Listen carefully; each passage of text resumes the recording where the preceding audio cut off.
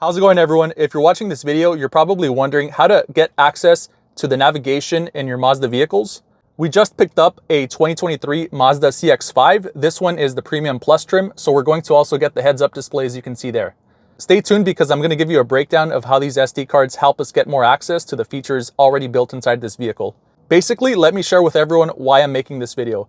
Mazda sells their own SD cards for around $450 plus tax, which I think is egregious. I have seen a lot of these aftermarket SD cards ranging from $20 to almost $70, and I was quite confused because I wanted to know if it had to be a vehicle-specific card. I spent over 2 hours researching this, trying to unconfuse myself, and many of you may be in the same boat. So let me break that down for you and make it easier. These SD cards hold the maps inside of them themselves. Once you put these inside the center console, it's going to pass over into the vehicle, and then you'll have access to the maps. When researching, I was getting very confused because they kept saying that these cards have to be specific to your vehicle. I was trying to look up 2023 SD cards. As you can see here, this one says 2022 update, and on their website, it says 2023. I got this SD card on Amazon. There are pretty decent reviews on it, and I got it for around $25. The awesome thing is that it has free returns, so I will link this in the description below. The reason I like it is that if it doesn't work, I can just send it back, no questions asked. My opinion is that you shouldn't have to spend more than $25 for these. The reason being is that if you see on the websites, it's going to be quite confusing and you want to purchase it specifically for your year. But the reason why that's irrelevant is because after 2020 to 2021, Mazda locked the most current map updates to only their OEM SD cards. Personally, for $25, I don't really mind at all because 2020, 2021 maps are pretty current if you ask me. So why should you get this SD card? Peace of mind. I think for $25, that is such a bargain that if you're ever somewhere remote, say the mountains, or you're in the middle of the desert, you're in a snowstorm, and let's say there's a power outage, your phone's not getting internet connection, you're always going to have maps inside your vehicle here.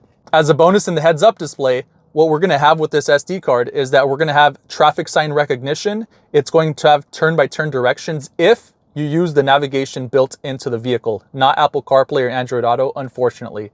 And one of the other cool perks is that it shows the cross streets when you're approaching them. So I'll demonstrate that shortly. Let's just say you did purchase the $450 OEM SD card, which I think is pretty pointless if you ask me. The way to update to the most current maps is quite outdated on its own. And the way you're going to do it is you're going to pop this into your computer. Because a lot of us have more modern computers now, we don't even have SD cards in the computers themselves. So with that step alone, it's going to be quite tricky because you need an adapter for your computer. What then happens if you have the OEM one is that you put it into your computer, you're going to go to Mazda's website, and they're going to have a navigation section where you need to create an account, and then you're going to get an update.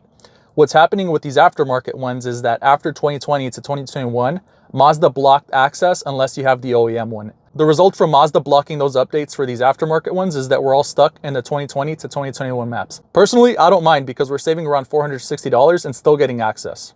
A quick detail here, if you have the 2021 Mazda CX-5 and up, which has the updated larger screen, or something comparable with the Mazda CX-30 or the Mazda 3, those years vary a little bit, but if you have the updated screen, at least for this CX-5, 2021 model years and up, you're going to use this TD2K66 EZ1 style. Because the seller on Amazon was confusing, I bought this memory card, which is the BHP1 style. This SD card here with this model number is going to be for the Mazda CX-5s with the smaller screen. So very confusing, but I just want to let you guys know, if you have this larger screen, this is going to be the memory card that we need. I did try inserting this one into this CX-5 and nothing happened. So we're going to be popping this one in. For the convenience of everyone watching, I'm going to link these in the description below. These are going to be on my Amazon storefront so you guys can easily locate them.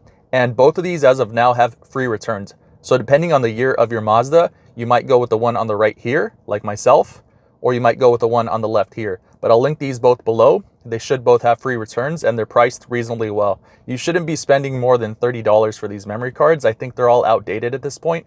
So you'd really just be paying a premium for no reason because these aftermarket ones don't have maps updated after about 2020 or the year 2021. If you notice here, this doesn't have a Mazda logo on this sticker. Don't worry about it. All of these cards are going to be aftermarket. So what really matters is the information on this SD card, which is going to be the maps. So now let's pop this in. Make sure your SD card is not locked. So you want this on the top. You don't want to push it down. Some videos and articles have mentioned to turn your vehicle off when installing this. I'm going to try with the vehicle on to see if it even makes a difference or if it's just inaccurate information. Worst that can happen is it doesn't work.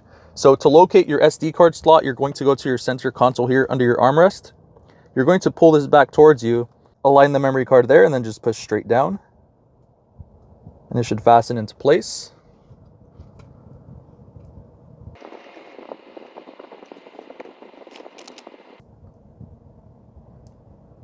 And just like that, after 30 seconds, our maps popped up here. What I'm going to do for the heads-up display is I'm going to map it through the car's navigation, and I'm going to try to show you guys how it shows the turn-by-turn directions on your head-up display here. Since we're here, let's have a quick demonstration. I'm going to go home. I'm going to press the navigation button there. It takes me to this, and I'm going to rotate the dial here to zoom in, rotate left, and I zoom out. For the menu, I press down. I'm going to have options there, add destination. I'm going to search the local post office. I can search here with a dial. Let me try the voice activated mechanism here to see if this is quicker. Find post office. There were multiple results found. Say the desired line number.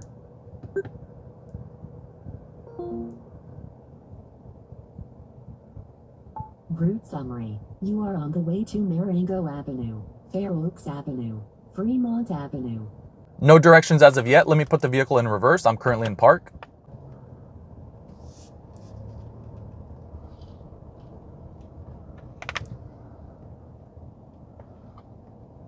Sweet, and with this $25 upgrade, this is what I want to show you guys. You have traffic sign recognition. The stop sign is up there. A little hard to see here, but with the heads-up display, I have the stop sign there, and it has turn-by-turn directions. When the car starts moving, it's going to show the street that's coming up.